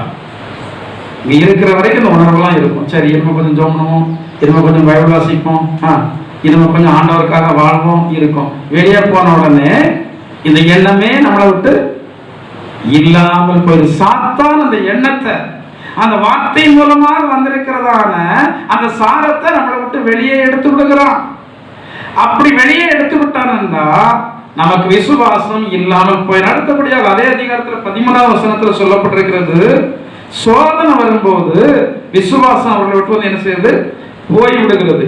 அடுத்தபடியாக யாக்கோபு 5:12 சொல்லப்பட்டிருக்கிறது, என்ன வேணுமா? நம்ம ஆண்டவரை நோக்கி ஓடுவதற்கு நமக்கு பொறுமை வேண்டும். 1 சாமுவேல் 15:2, யாத்திரையாம் 17:8 குறிச்சு வச்சுக்கிடுங்க, வீட்டில் போய் வாசிங்க. 1 சாமுவேல் 15:2, யாத்திரையாம் 17:8. அதுல என்ன சொல்லப்பட்டிருக்கிறது என்றால், அமலேக்கினுடைய பேரை இந்த பூமியிலே வைக்கக்கூடாது, கர்த்தருடைய கட்டளை. அமலேக்கு என்றால் ஆவிக்குரிய அர்த்தம் மாம்சீகம். முதலாவது இந்த இஸ்ரவேல் ஜனங்கள் எகிப்தை விட்டு வெளியே வந்த உடனே முதலாவது யுத்தமே யாரோட தான் நடக்கு? அமலேக்கோட தான் நடக்கு. முதலாவது ஒரு தேவனுடைய பிள்ளைக்கு ஆண்டவருக்காக வாழ்வதற்கு எதிரி யார் தான்?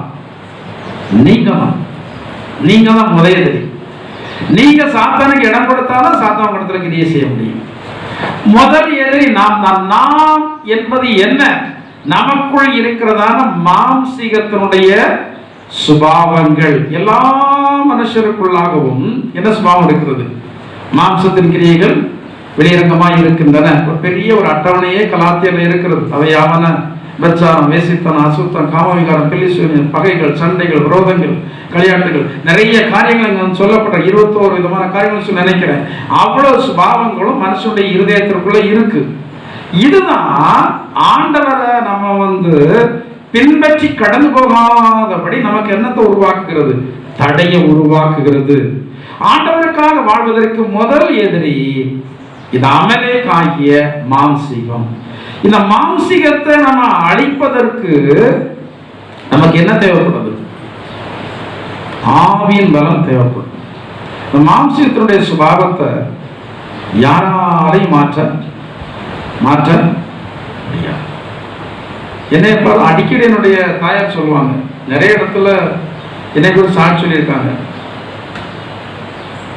நான் போகும்போதெல்லாம் என்ற அடிக்கடி சொல்றது, எப்படி நீ இப்படி மாறி இருக்க, எப்படி இப்படி மாறி இருக்க அப்படின்னு அடிக்கடி சொல்லுவாங்க. அதுக்கு காரணம் என்ன தெரியுமா? கர்த்தருடைய வார்த்தை தான். இந்த மாம்சீகத்தை எப்படி நான் மேற்கொண்டேன்? கர்த்தருடைய வார்த்தை தான். பைபிள்ல சொல்லி இருக்கு, என்னை மாதிரி கோபம் வர்றவங்க யாரும் இருக்க மாட்டேங்குன்னு நினைக்கிறேன். அவ்வளவு கோபம் வரும் எனக்கு, அவ்வளவு பயங்கர கோபம் வரும். ஆனா இப்ப வார்த்தை இருக்கிறபடினால கர்த்தருடைய வார்த்தை என்ன சொல்லுதுன்னா, மிஞ்சும் கோபத்தை தேவன் அடக்குவார், ஓடிச்சுவார் கைய. அதுக்கு என்ன அடிக்க உடைக்க ஆரம்பிச்சா யார் கையை ஓடிச்சிருவாங்க?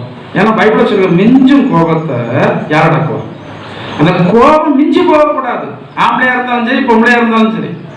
அப்புறம் ஆண்டவர் அதை அடக்குவதற்கு அவர் வந்து விட்டார் என்றால், கை நின்றோம், வாய் நின்றோம், கால் நின்றோம். ஆண்டவர் அடக்குனா எப்படி அடக்குவார் தெரியுமா? அதற்கப்புறம் மனுஷன் புழுவா துடிச்சாலும் அவர் அடக்கிட்டு அவர் பாட்டுக்கு அமைதியா இருந்து விடுவார். இன்னைக்கு எத்தனை பேர் மருத்துவமனையில் புழுவா துடிச்சிட்டு இருக்கிறாங்க? என்ன காரணம்? இவருடைய மாம்சீகம் செயல்படுவதற்கு இவர்கள் முழுசும் இடம் கொடுத்துட்டு இவர்கள் விருப்பப்படியே நடந்து கொண்டிருக்கிறாங்க. கிறிஸ்தவ வாழ்க்கைக்கு யார்தான் எதிரி? யார்தான் எதிரி? நீங்க தான் எதிரி. நீங்க தான் எதிரி. உங்களுக்குள்ள நான் என்று சொல்லி ஒண்ணு இருக்கிறது தெரியுமா? என்ன இருக்கு?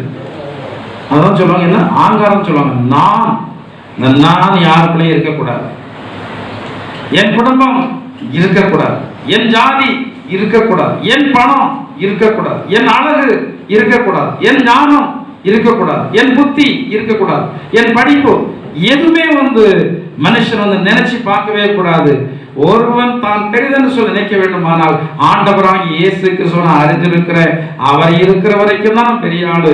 அவர் என்னை விட்டு விலகிட்டா நான் ஒண்ணுமே இல்லை, நான் யாரு? ஜீரோ. கர்த்தருடைய ஆவியானவர் இந்த சிம்சோனுக்குள்ள இருக்கிற வரைக்கும் அவன் மகா பெரிய பராக்கிரமசாலி. தேவ ஆவியானவர் யாரை விட்டு விலகினார்?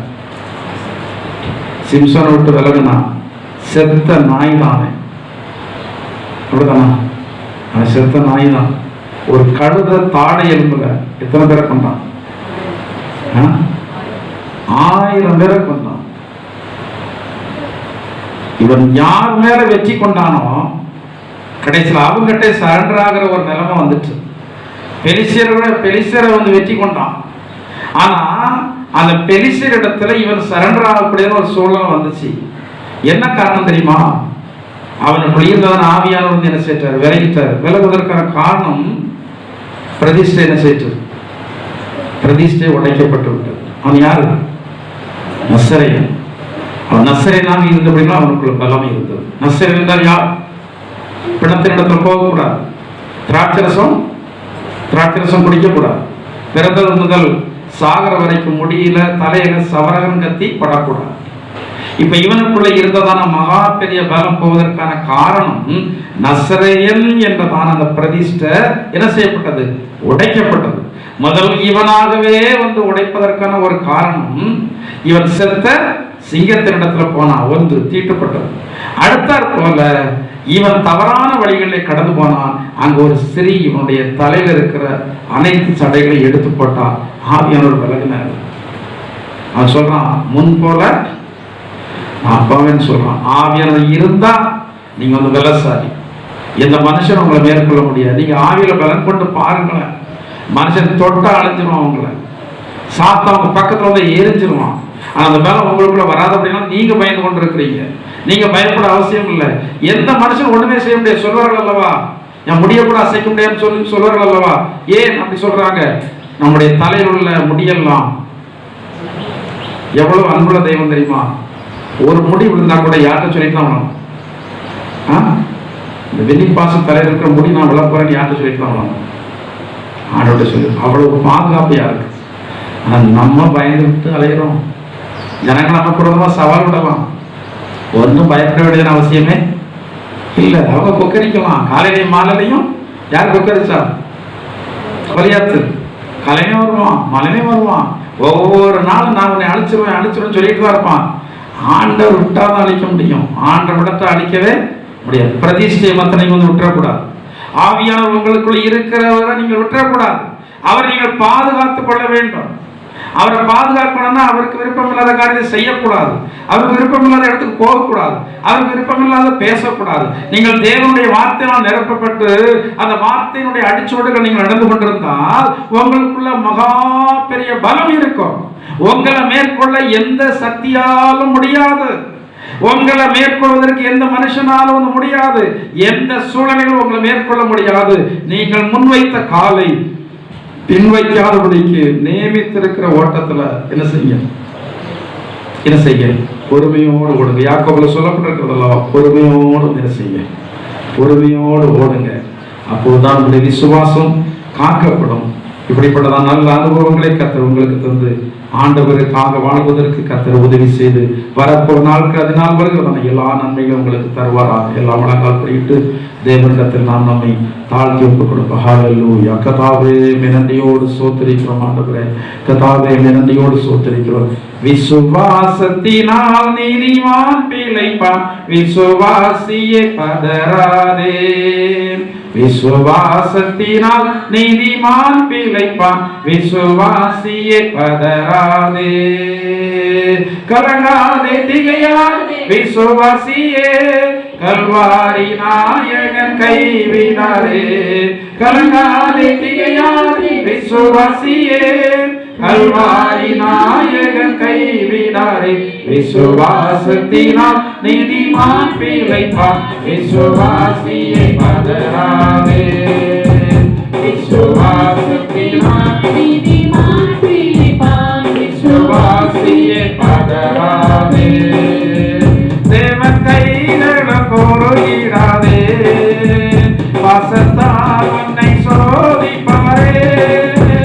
தேவன் கைகளும் பொருளிடாதே, பாசத்தால் உன்னை சோதிப்பாரே. தீவிரவாதத்தால் அசைவற்றவர், தேவதயவினால் நடக்கலையோ. தீவிரவாதத்தால் அசைவற்றவர், தேவதயவினால் நடக்கலையோ. கலங்காதே திகையாதே